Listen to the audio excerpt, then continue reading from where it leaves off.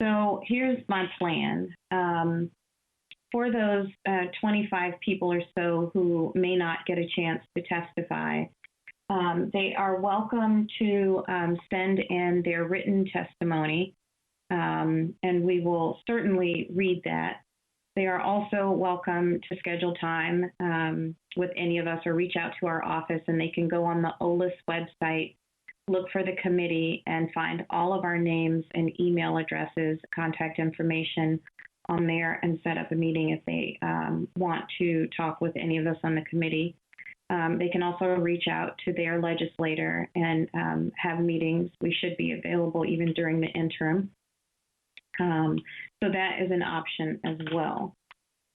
Everything we can do to get public input and testimony is really important.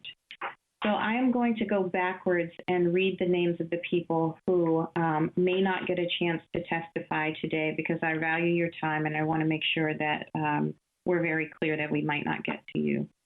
So Bryce Cofield, Morgan Schmidt, Colleen Carroll, Lawson Wakeman, Noah Hatt, Christopher Cutroff, Jarrett Savelli, Nathan Hall, Robert Erickson, Megan Tucker, Grace Dalto, Samab Husani, Ellen Mickle, Scott Winkles, Jill McAllister, Patrick O'Haron, Juniper Simonis. That's about 10. Stephanie Bayry, Michael from Multnomah County, Sarah Innerone, Kirsten Arias, Jer Swigert, Ernestine Flemister, Jennifer Cho Kane, Jack Smith, Maria Cahill, Rob Bovett, Mary Beth Petzing, Tyler Coleman, Scott Rudolph, and Mitch Hicks. So those are the maybes. I read in from the last person to sign up to the middle. So if you heard your name closer to the beginning, that means it's less likely that you would get to testify. We'll have 2 minutes to testify today. We'll take a break at 2 p.m. For testimony from Representative Sanchez, and we'll proceed from there. Before we start, do any committee members have any questions or concerns about the proceedings? Okay. All right. So now I will open the public hearings on LC 17/742, LC 18/743, LC 19/762, LC 20/763, LC 746, LC 747, LC 821, and LC 825. Finally, before we begin, I want to note that these bills were drafted in case they needed to be pulled. They were able to be pulled for the second special session.